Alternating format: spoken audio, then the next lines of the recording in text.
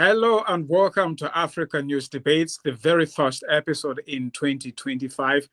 My name is Ronald Kato. So at the start of 2024, Burkina Faso, Mali, and Niger formalized the creation of the so-called Alliance of the Sahel States. It is an idea they had toyed with since the start of 2023 as their interests increasingly aligned.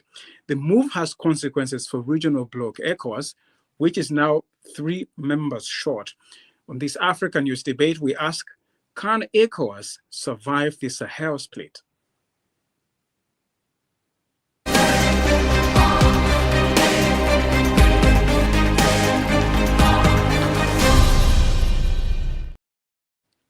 So the Sahel bloc is a political and mutual defense alliance. The army-run governments of Burkina Faso, Mali, and Niger accuse ECOWAS of interference, one of the reasons they have given to justify their split. But can the two entities, ECOWAS and the Sahel Alliance, coexist? Before I introduce my panel, here's a story to get us underway. The alliance of Sahel states that comprises of Mali, Burkina Faso, and Niger have rejected the timeline issued by the Economic Community of West African States, also known as ECOWAS, claiming it is a scheme to destabilize their new-found entity. At a summit held a week ago in Abuja, Nigeria, the region organization announced a 6-month withdrawal period to allow the 3 countries to reconsider their decision after the official departure date at the end of January 2025. But according to the Sahel countries, this decision is nothing more than yet another attempt by the French army and its auxiliaries to continue planning and carrying out destabilization actions against the region. They further stated that this unilateral decision was not binding on the Sahel countries.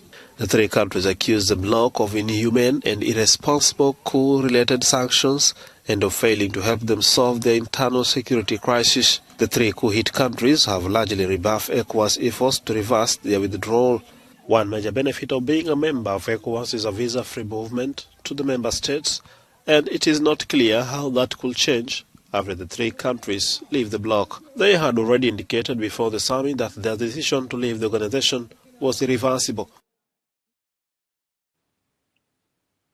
So before coming on air, we ran a poll question asking if ECOWAS can survive the Sahel split. 26% of you said yes, ECOWAS will do just fine, but 74% of you said no, ECOWAS will not survive the Sahel split. African News Debates is broadcasting live on Facebook and on our social media platforms in both French and in English. So we ask you to head over there and make your thoughts known. Can ECOWAS survive the Sahel split? Time now to get into my panel. I have Emmanuel Cotin. He's a security analyst and executive director of the African Center for Security and Counterterrorism, joining us from Accra. Emmanuel, good afternoon and thank you for joining the show. Thank you for having me, and very good afternoon to your cherished listeners across the world. Thank you. We have Austin Aigbe. He's the Regional Advocacy Lead and ECOWAS Liaison Officer, West Africa Democracy Solidarity Network, joining us from Abuja, Nigeria. Good afternoon, Austin.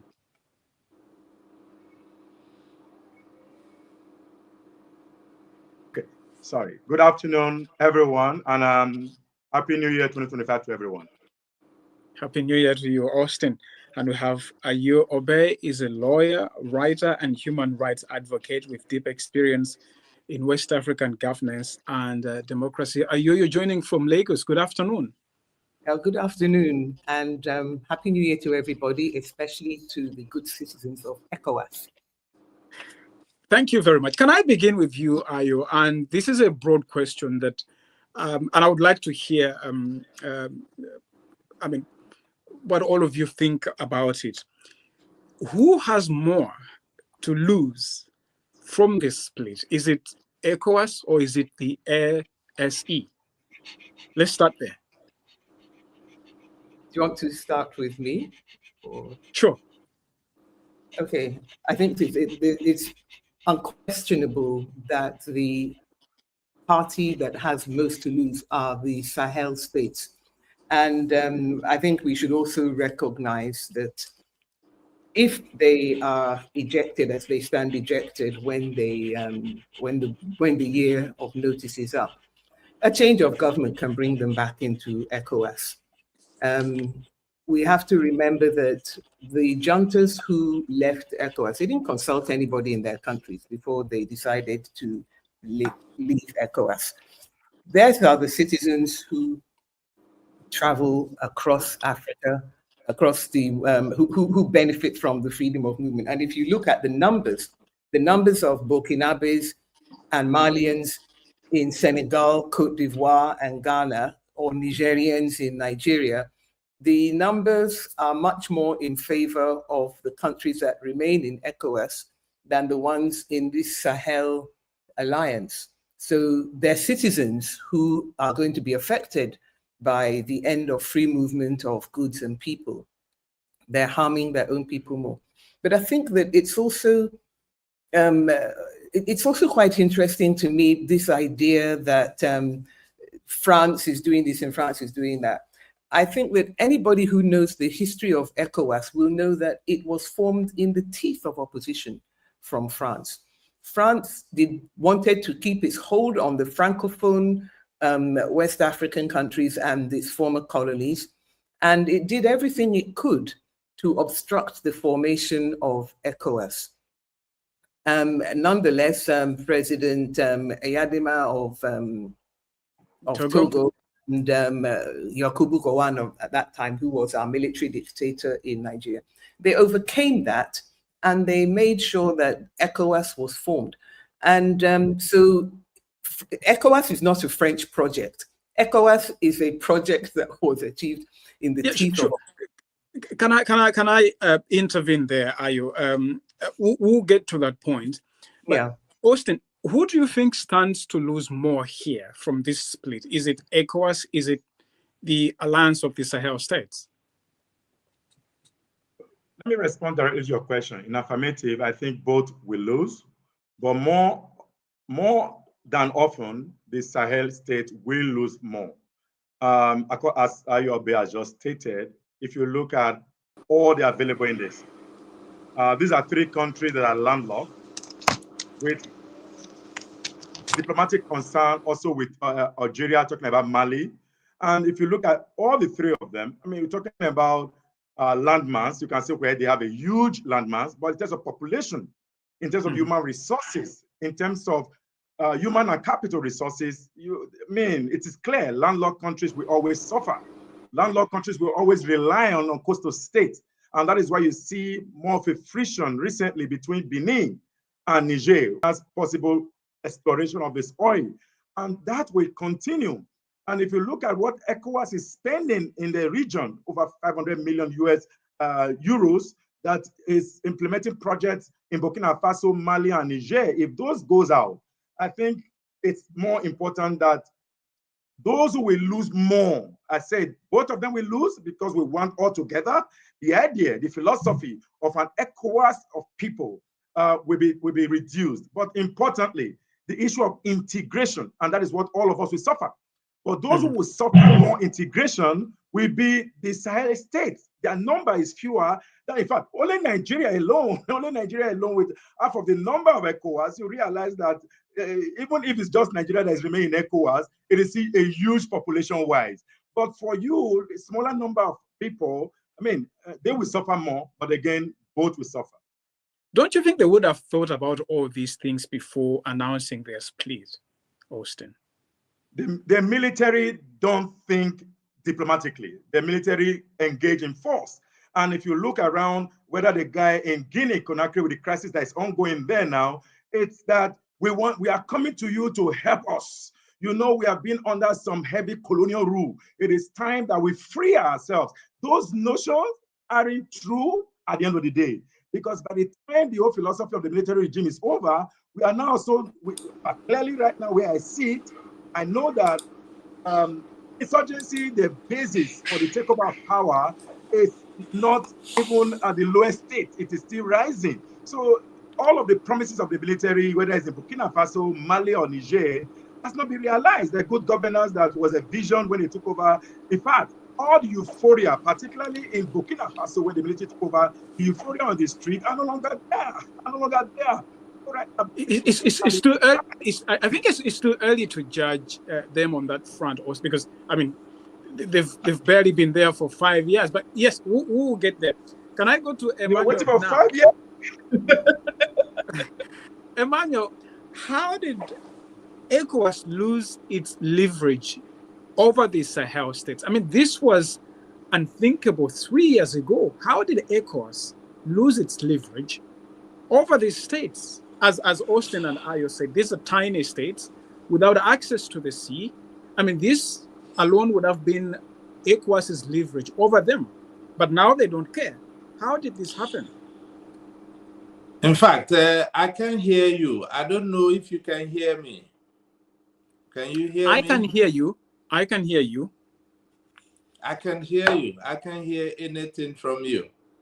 Oh dear. Shame. We'll come to you, Emmanuel. But Ayo, did you hear my question that I put to Emmanuel? I heard your question. No, I can't hear you. Nothing is coming. It's Ayo, go ahead. Yeah, I think that when we talk about whether the military thought about this, no, of course they didn't. As Austin said, the fact is, and that's why I said that they did not consult their own citizens before they decided to take them out of ECOWAS. The citizens know what freedom of movement means, and they didn't consult the business community. They didn't consult anybody. They just decided, and quite frankly, it was done purely in their own interest. And I think that the funny thing about it is that these countries, they want to leave ECOWAS, but they want to remain in the CFA zone. And we all know who controls the CFA, the CFA zone. It's controlled by France. So their whole... Your apologies, we lost you. We lost you for a couple of seconds there. Amy? Yeah, sure. We lost you for a couple of seconds there. Do you mind repeating your answer, please? Okay, what I said was that they did not consult the stakeholders in their own countries. They're military dictators, so their decision to leave ECOWAS was not a democratic decision. It was a decision arrived at because ECOWAS said to them, this is an association of democracies. And if you want to be a democracy, if you want to be in ECOWAS, you have to be a democracy. And we would like to know, what are your plans to return to democracy and good governance? And because they have no plans to provide good governance or democracy, but simply want to be sloganeering with anti-France, rhetoric, they have chosen to stay out. But it's not because of leverage or not leverage. It's because they think it's in the interest of those who are actually in power. And I have no doubt that if and when they return to democratic rule, they will want to reestablish relations with ECOWAS, with the Economic Community of West Africa States. And we've had situations like this. Nigeria is a member of the Commonwealth. Mm-hmm. There was a time when we were under military dictatorship. We were suspended. Same thing with Zimbabwe. They were under military dictatorship. Or they were under one-party rule. They failed in their democratic indices, and they were suspended. But at the end of the day, and that's the Commonwealth, which really has little to offer compared to what ECOWAS is offering the citizens of the countries where it holds sway. So I believe that they know that they can't survive outside it because they've tried to. As had been observed, they're landlocked countries. They have tried to excavate their goods without paying attention to ECOWAS, and they are finding it very difficult. The land routes to Mauritania, even amongst themselves, even the land routes amongst themselves, from Mali to Burkina Faso to Niger.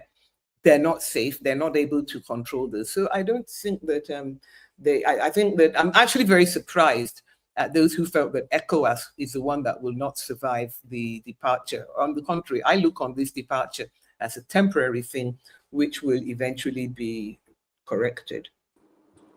Thank you. Emmanuel, are you there? Yes, I am. Can you hear me?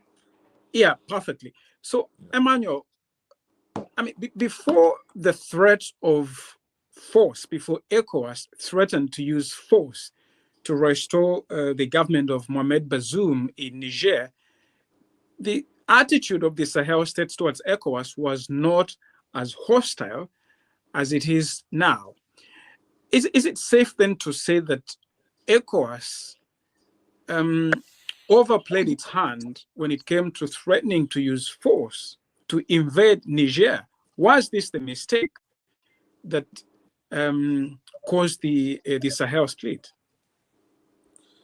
Well, in fact, I think that the Niger scenario kind of rocketed the situation we have in the Sahel today. I think ECOWAS lost touch with the situation or the realities on the ground at the time. I think what ECOWAS should have used is diplomacy. Because at the end of the day, there is no any country that have gone the way these three countries have gone. And the solution has not been a roundtable discussion. So I think that the attitude of ECOWAS leaders at the time, especially in Ghana, where we hosted the CEDEAO.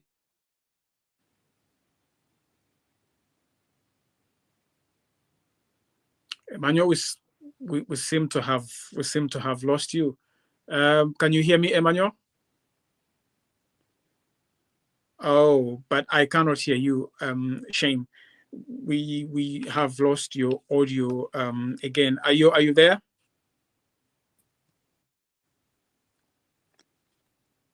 Can you hear me? Yes. I can hear you. Emmanuel, can you say something?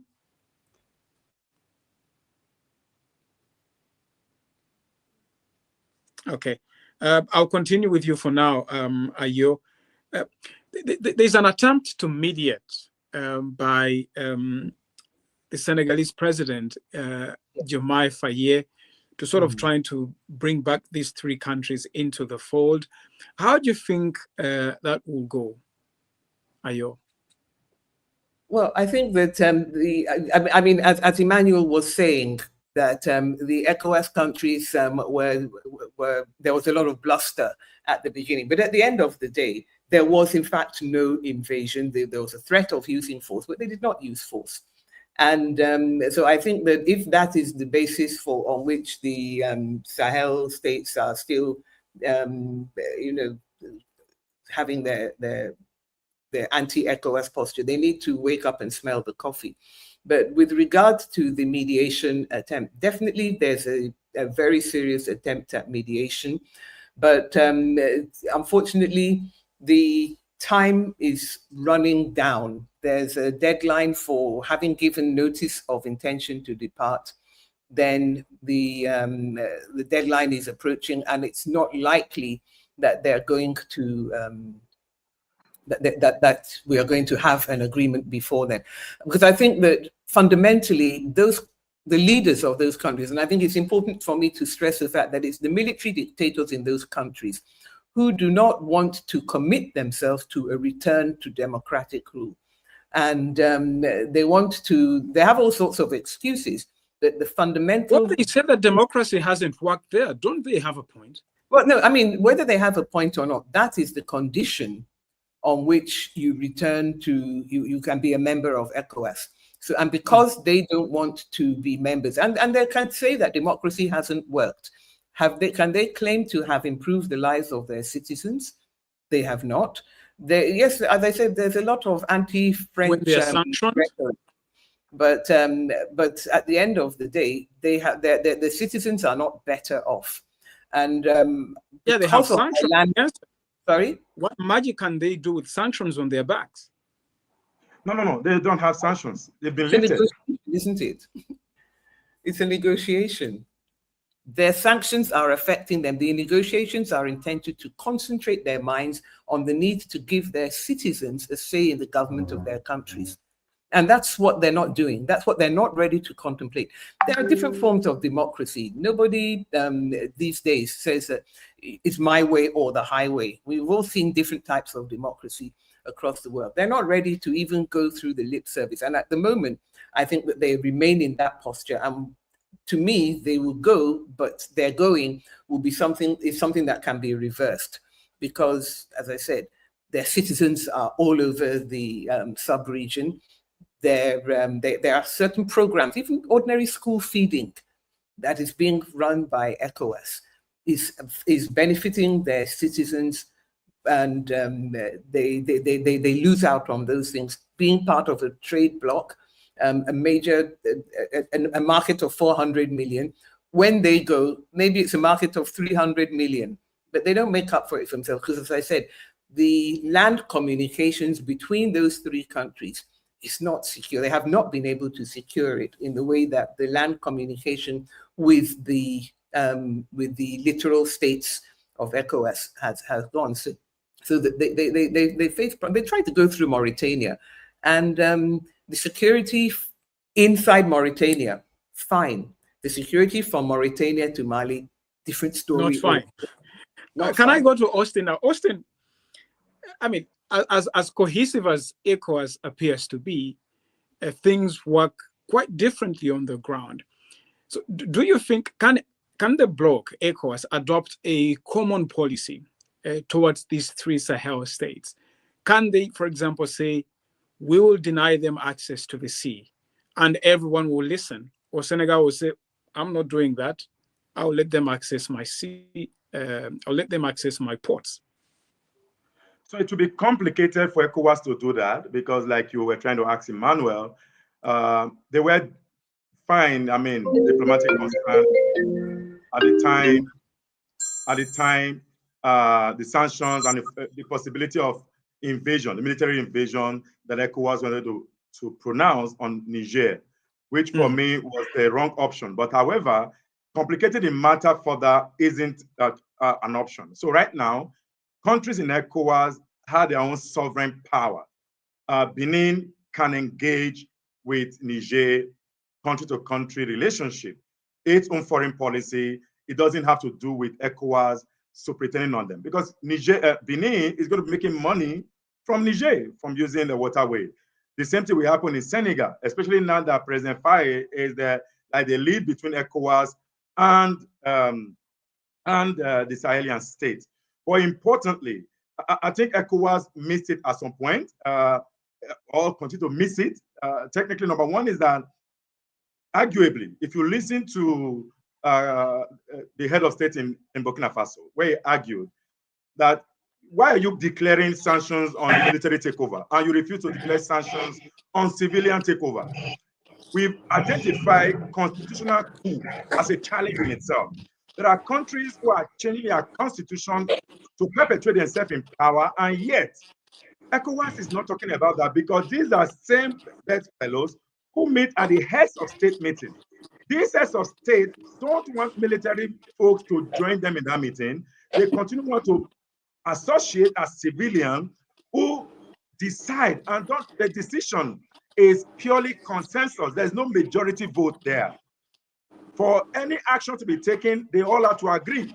And that was why invading Niger, because of the cross-border relation, business-wise, Benin and Niger specifically had some business tie. Invading Niger would not be beneficial to Benin. However, the military may not go the route of the civilian administration. And that is why, from the point of Guademos, we engage citizens in Côte d'Ivoire, particularly citizens Burkina Faso, Mali, and Niger, to try to find out their perception about what's going on. Technically, everybody is organizing around integration. The military heads of this state said they don't want to be part of it. Those are military heads, not the civilians. That's why we're also pushing ECOWAS to begin to think about the ECOWAS of the people. Now, going beyond the ECOWAS of the state, where will heads of state make decisions on behalf of the people without any form of referendum, take a decision like the way Mauritanians took at some point? But interestingly, or by way of summary, is that ECOWAS has continued in recent times, try to be more diplomatic by sending emissaries to intervene rather than going direct intervention. Using their members to do the bidding will not be helpful. Senegal, Togo, Benin does have a tie with these countries. and they will not trade it maybe for the sake of ECOWAS. Emmanuel, are you there? Yes, I'm back. Thank you. Yeah, Austin is making the argument that ECOWAS applies its outrage and sanctions selectively, and that in a way undermined its credibility in responding to Niger, Mali, and Burkina Faso. Do you agree? Absolutely. I think that the panacea to stopping coups in West Africa is good governance. If you look at the level of impunity these supposed elected governments treat its citizens, it leaves much to be desired. But oftentimes we forget the historical antecedents. Let's look at Burkina Faso. Let's look at Mali. And let's look at Niger. Look at the things that were happening in this country before the military takeovers. Where was ECOWAS? And you see, we often forget what the colonial masters have done to this country, especially France. And truth be told, I think it's about time the Western countries define its role in West Africa or its colonies once again. After applying the same system of dealing with these countries over the past many years, I think in the age of globalization and democracy we all practice, where every country has its own sovereignty, Africa, or for that matter, West African countries ought to be treated as equal partners and with some sort of dignity. Let me cite these examples. You remember Burkina Faso when they asked the French to leave Burkina Faso. You witnessed the bizarre nature, the foreign companies, especially the mining company, they destroy every mine in Burkina Faso. What examples are we living? Is it the case that we're there for our mineral resources and not for the good of the people in Burkina Faso? Look at the instant case of Niger. All Niger needed was top diplomacy. But what did ECOWAS do? They wanted to please the West by assuring the West that they can militarily restore democracy in Niger. And I was one of the voices in Africa who said that no, ECOWAS cannot succeed in that adventure. And truly, to my prediction, they couldn't. You remember the famous meeting that took place here in Accra, where they assembled all the chief of defense staff of the various countries. And our own defense minister made a very undiplomatic comment by instructing this chief of staff that they were going to invade Niger, because they've done that in Liberia and other places. What experience or what lesson drawing do we draw from the Liberia experiment? So I think that, to me, there's no winner in all of these things. ECOWAS needs to re-engage these three countries that have left. And I want to tell you something remarkable happened in Accra yesterday. At the swearing in of our new president, His Excellency John Dramani Mahama. He invited all these presidents, and the Burkina Faso military junta was here. When his name was mentioned, you should see the applause people gave the young man. It means that everything is wrong with African relationship with the West. And we can continue to pretend like ostriches as if nothing is happening. Austin, I see you nodding your head. Security-wise, you know, and let me land here. Security-wise, you know what is happening in this territory? It has become a banter between Russia and the West. Who is the loser? It cannot be these three Sahelian countries, but Africa. Austin, you want to say something? Yes, I do agree. I mean, I was so dumbfounded because I saw that as an opportunity too, because when I saw Toure with the flag of his hand entering the crowd and with his bodyguards, you know, the way he dresses, send his own signal. young guy, energetic, enthusiastic, and all of that. But there is an advantage in that. That is why, at the level of Wademos, we have come up to ask President John D. Mahama to intervene in this split we're talking about. Yes. For him to be present, I mean, for those guys to be present, in fact, all of these countries were represented. Toure's approach was so remarkable. And I saw that opening as a conflict manager. I saw the point of intervention that John Mahama has got the key to unlock the crisis that we are in currently. And again, that's where we need to go. However, those applause, in my estimation, that are part of disinformation over and around the ECOWAS space, as if these folks in military uniform are doing better, far better.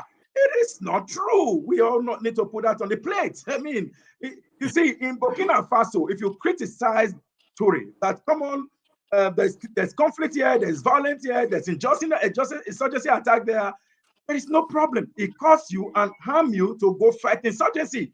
Where, I mean, for Christ's sake, where's the civil liberty we're talking about? You see, in Mali, those who threw words to the guys in Burkina Faso were picked up and arrested. There's a high level of crackdown, decent voices, human rights abuse that is prevalent. So these guys are not revolutionaries as been painted in certain corners, but they have a point. But their point has a timeline. Today, the point made in Guinea-Conakry specifically, the timeline has expired. You see what's happening? There's going to be at some point in these three countries an uprising that may lead to more conflict that we don't want to get to. Okay, Austin, thank you very much. Before I come to you, I'd like now to sample some of your comments to our poll question. We have a response here which says, ECOWAS was dead even before the Sahel split. A counterproductive organization, clearly not serving the people, but their colonial masters. Yeah. And we have another comment saying, greedy and corrupt, it's a bad combination for any country in Africa. But Mustafa, you said hardly, referring to the question whether ECOWAS can survive, whether or not ECOWAS can survive the Sahel split. Bashir Sid, you said yes, ECOWAS will do just fine. And Issa Sidhu, you said no, because ECOWAS is a useless organization and they don't have any plans for the future of their people. Are you very briefly, I mean, when the Sahel countries were being threatened with collapse after their security situation worsened, there was no ECOWAS in sight to help. Yeah. To send troop reinforcements to stop these Islamist militants from advancing. I mean, they would be correct to say now, if you didn't intervene then to help us, you have zero right to tell us what to do now.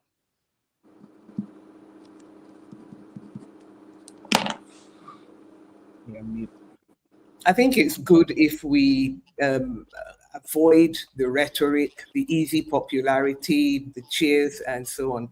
Because, and even to read those comments of people saying that they don't know what ECOWAS is for, it actually reminds me of the time when the British were having their referendum on leaving the European Union. The European Union was not singing its tune well enough, and ECOWAS has also not been explaining itself. Most people think that ECOWAS is limited to just freedom of movement and freedom of goods. And of course, you remember that Nigeria had actually arbitrarily and unilaterally closed its borders at one time, so that even to stick to their own rules was a problem for ECOWAS countries. But I think that if to say that ECOWAS did not help us when we had our problem, they were getting their help from the French and because it's as if the countries of the Sahel believed that the rest of ECOWAS would be immune if they were to succumb to the Islamic terrorists.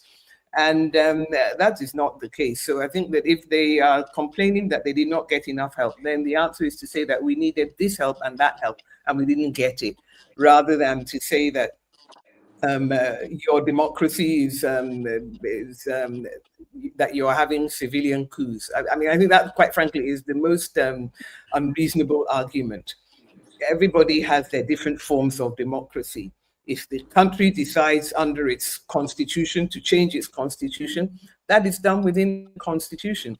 And we can all sit down and criticize the way that... ECOWAS, sorry to cut you short, Ayo. ECOWAS seems to be emphasizing only elections, and these juntas in this elections won't cut it. We're not even ready to hold them. ECOWAS is not a perfect organization. Let's not pretend that it's a perfect, but it's given a base. It's given a baseline that this is the minimum that we want to see. And as I said, it would be different if we knew that the citizens of those countries were consulted, even about leaving ECOWAS, not to talk of whether they want to be under military dictators forever. If they want to, then presumably the military dictators will be able to transform themselves into some kind of civilian dictator and continue running the show. But I think that if we're going to talk about what is the benefit of ECOWAS, then ECOWAS hasn't done enough of a job of explaining itself. People perhaps don't realize, don't think in terms of this is a market of 400 million, or without these countries, 300 million. This is a market where you have a customs union, which means that it's not the matter of closing your borders to goods from these countries. It's that they don't have the benefits of being in a customs union. So if they now want to, for example, export their goods through Senegal or Dakar's ports, then they face different barriers compared to when they were members of ECOWAS. It's not that anybody is closing their borders to Nigeria is busy building a railway from up to the border of Niger Republic. If Niger Republic likes, it can say, well, since we're not going to be able to be part of ECOWAS, we're going to stop building that railway. But we're running out of time. Can I run to Austin very briefly? This, Austin, looks like it's going to be a bitter split. Do you see any room for the alliance and the ECOWAS to cooperate on shared interests such as security? So there's already cooperation, even though, the Sahelian state has already said the borders are open to other ECOWAS countries, which means the free movement is still on, but they are preparing their own passport. I haven't heard from Mali and Niger. It's only Burkina Faso we have had that they were preparing their own international passport, which means beginning from January the 29th, I think ECOWAS has already extended the date to 6 months. Now you can go, you are free to go. However, we give you 6 months ahead to rethink of your decision and then revert that. So maybe ECOWAS may still open up the room for the return. But once the deal is sealed and these 3 countries are totally out, they may be like the last country who left ECOWAS. And it may not be then too good for the Sahelian state. But just to quickly mention, I hear you talk about the constitutional amendment. The truth of the matter is that at some point in Nigeria's history, former President Olusegun Obasanjo tried to manipulate our own constitution to perpetuate himself a third-term bid. It was resisted. You cannot come to power on a 2-term bid or 2-term of 5 years or 10 years, it doesn't matter. But midway in your administration, you change the constitution and gradually suppress the voices of the people. For instance, what has happened in Cote d'Ivoire, in Togo, and that's exactly what happened in Burkina Faso when President Compaoré tried to extend his tenure, and that was what led to a military rule. We must be clear with these indices and evidence that any attempt for suppression of people, particularly civil authorities, civilian citizens, has implication, and most often they cry to the military. In this country called Nigeria, at some point during bad governance protests, somewhere in the southeast state, the military guys were blocked and said, please come and help us. Those folks who were shouting, come and help us, may not have been part of previous military regime. They may not understand the very consciousness of what it means for a military to head your country. Just in conclusion on this is to state that ECOWAS does not have the capacity to talk about what it does. ECOWAS was very instrumental to the sustenance of democracy in the Gambia. But like I said, for decision to be taken to involve itself in countries' sovereignty or to suppress sovereignty of countries, there need to be consensus, and that consensus is not always gotten. But it was gotten at the point of the Gambia when ECOWAS went in with a standby force through Senegal, and automatically what you now know is that democracy returned to the Gambia. And I think that's exactly what ECOWAS need to continue to do. Is standby force right now is supporting the Sahel countries, including the 3 countries. ECOWAS is investing money into this dealing with issues around insecurity, which is the greatest bane in the Sahelian state or in the Sahel region as well.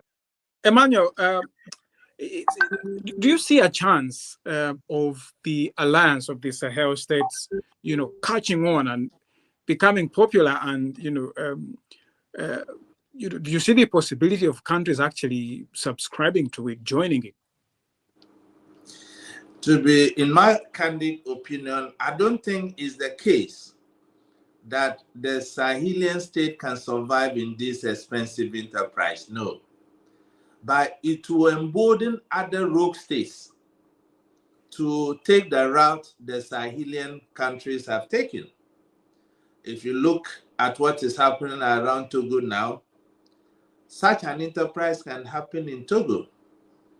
But you see, I think the West needs to re-engage Africa, or West Africa in general, and it is in the interest of the West to do that.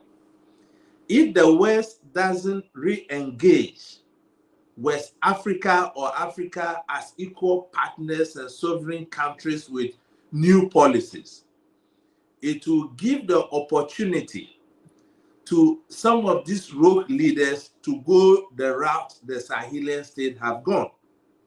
And Africa will be divided between the West and the Russians. My brother was talking about the gain ECOWAS have, Burkina Faso had made splitting from ECOWAS. And he was trying to say that he doesn't feel that there is any gain. To me, gain is relative.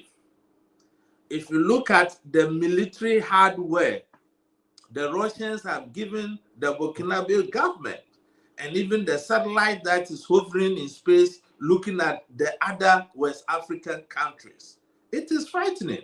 And look, yesterday, for the first time, I saw a military flight from Burkina Faso, and that flight was given by the Russians. So if we don't re-engage West Africa or African states for this matter, they will myopically think that by going the route of this Sahelian state, they stand to benefit from some of these things. And it falls down to 2 things. We must stop the double standards. You remember what happened to Gbagbo in Cote d'Ivoire? The French with the West African bloc within ECOWAS all went full force against Gbagbo. Is that not the case? And Ouattara came. Has Ouattara not expired his 2 terms? Is he not still the president? So what is the West saying about that? What is ECOWAS saying about that? Before Mali took this route, there were demonstrations by citizens on the street of Mali. ECOWAS didn't pay a listening ear until there was a military takeover. So in my candid opinion, I think that ECOWAS need help, because a union that several years down the line, they've tried to have a common currency, but that has not been able to materialize. And I understand the pain of my sister Oyo, because she's speaking from the legal point of view. But there is no time. There's no indefinite time to get some of these things to happen. At least we're copying the blueprint of the European Union. So what has happened to that? And look at a union that cannot self-finance itself, but taking resources from other unions like the European Union to get its activities running. So Thank you very much. Citizens of this country are saying that they are paying the lip service to their colonial masters, are they not right? So we must call a spade, look within as Africans. Thank you, Emmanuel. I'd like to cross to Ayo. Ayo, you have 1 minute. Do you want to respond to Emmanuel? I just want to say that nobody is responding to colonial masters. We have former colonial masters in Nigeria. We don't have current colonial masters. And I dare say that Ghana is in the same situation. I think that we actually need to get ourselves out of the idea of in what the East or what Russia or China is doing. In Nigeria, we are ready to do business with everybody, whether you are the West, whether you are Russia, you are China. We're not quarreling with them and they are not quarreling with us. And I think that if we start organizing ourselves on the basis of whether we are the friend of one or the other, we misroad completely. And I hope that we won't do that. Are you saying that the people in the Sahel are not right to be angry about what they call French interference in their country?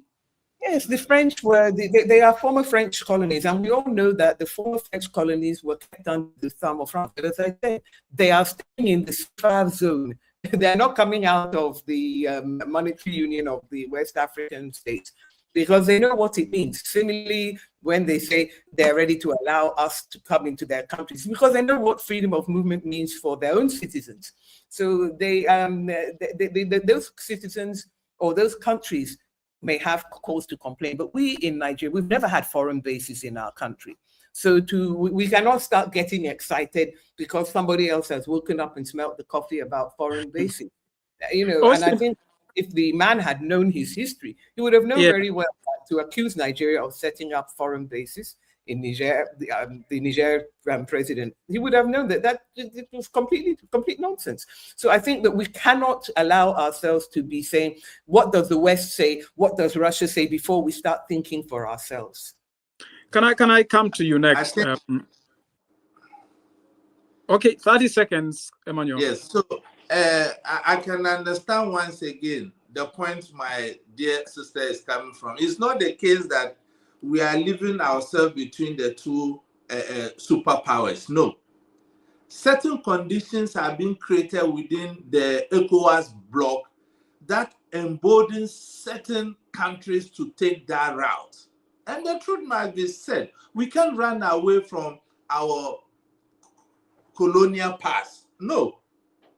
That even makes the various countries which they are. In Ghana today, our foreign policy is not aligned. We don't align with the West or the Soviet. Everybody is our friend. But what we are trying to say is that the foreign policy, these countries have always engaged their former colonies. They have to move away from that and understand that we are in the age of globalization where countries need to be treated as partners and sovereignties of those countries are respected. That is my point. Thank you, Emmanuel. Austin, very briefly, 1 minute. Do you see ECOWAS, going very punitive and hostile after the end of the 6 months period they've given the Sahel states by taking, such measures as expelling the citizens of the Sahel states who are resident in countries such as Nigeria, Cote d'Ivoire, and Senegal, for example? Very briefly. The likelihood of that, so that you push them to the wall.